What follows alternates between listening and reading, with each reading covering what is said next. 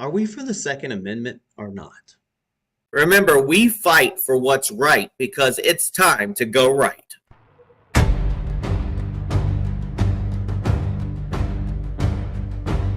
This is not left versus right.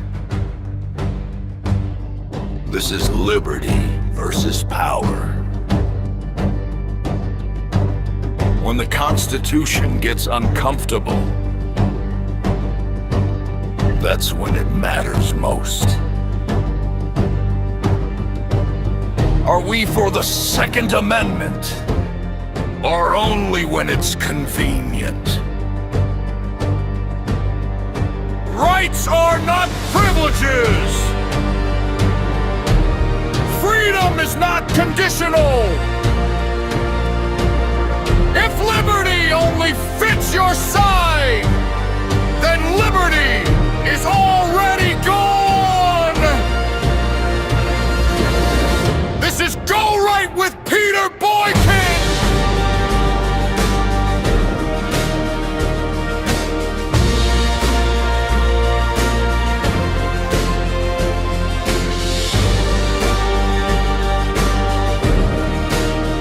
Constitutionalist for liberty!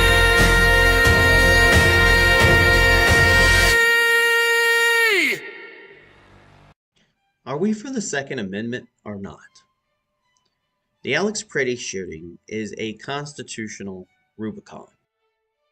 This is hashtag Go Right with Peter Boykin. Most of us who care about freedom haven't felt this conflicted on the right in a long time.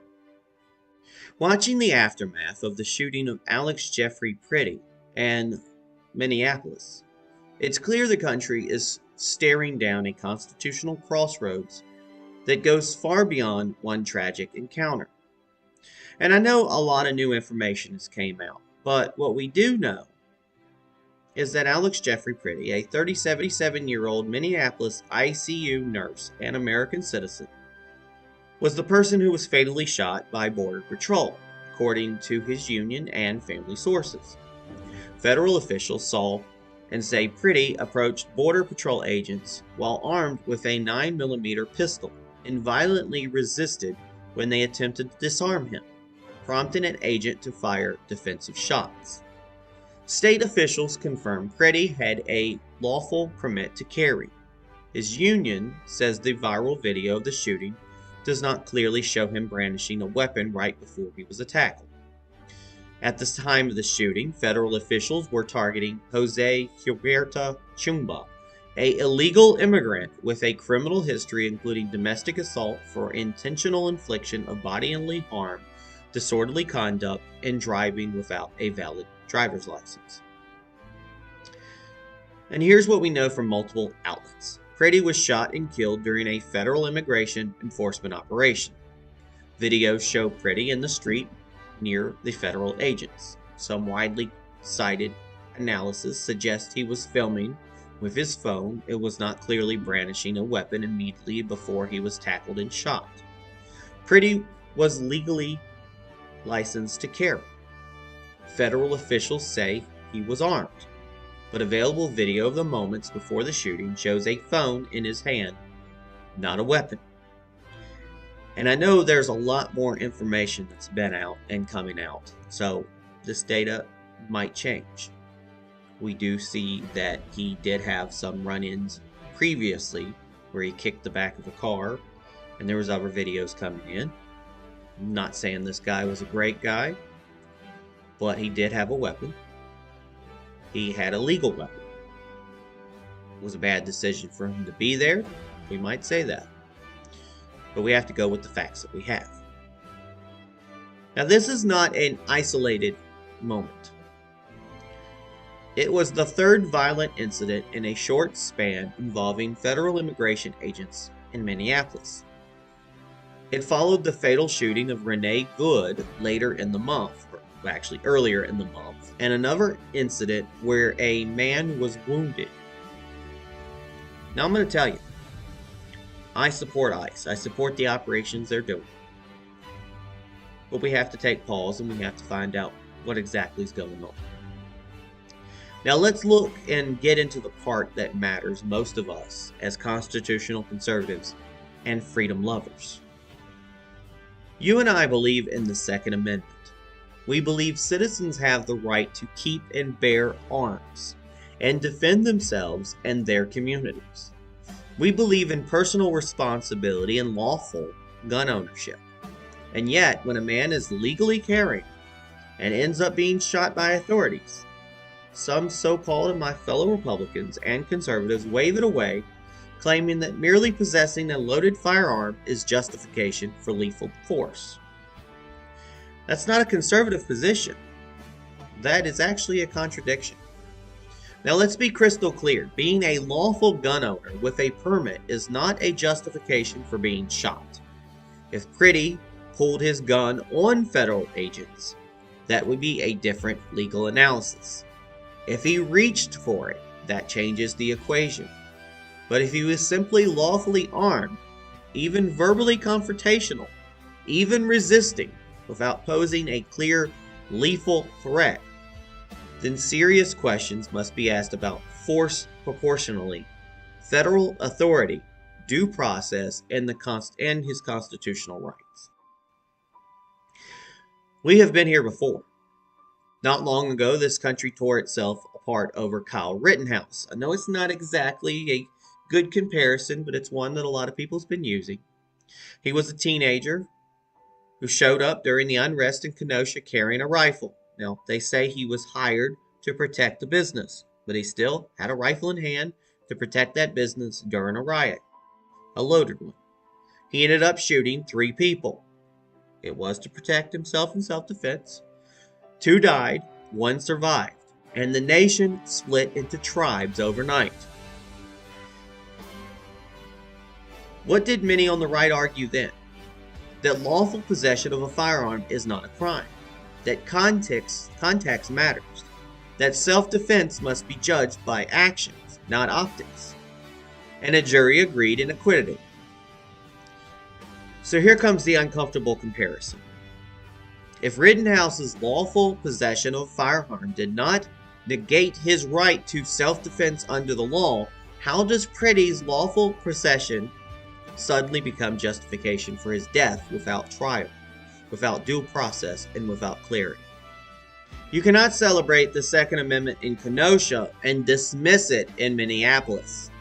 You cannot defend armed self-defense when it fits your narrative and abandon it when the actor makes you uncomfortable.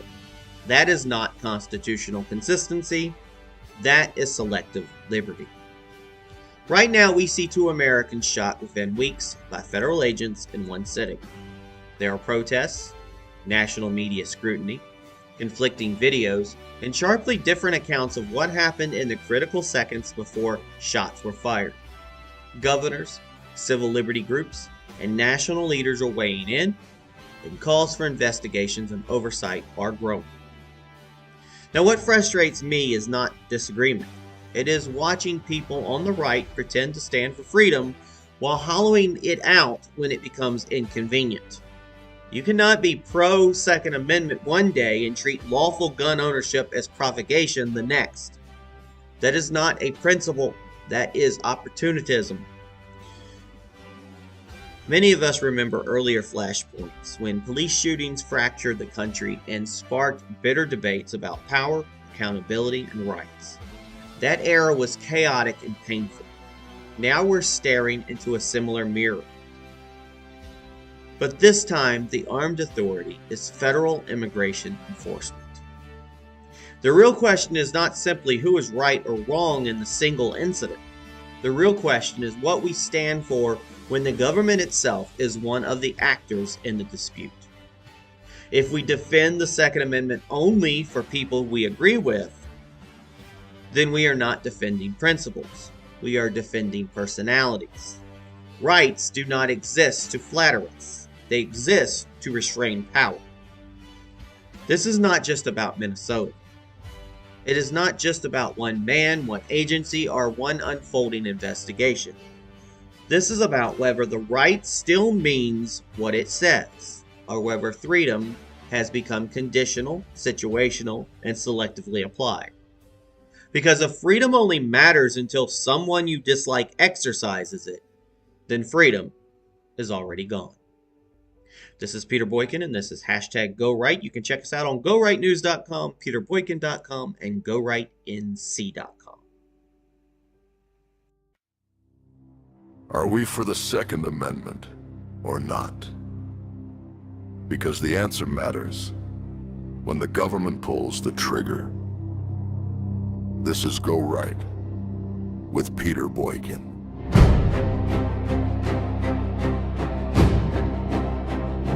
Most of us who care about freedom haven't felt this divided in a long time.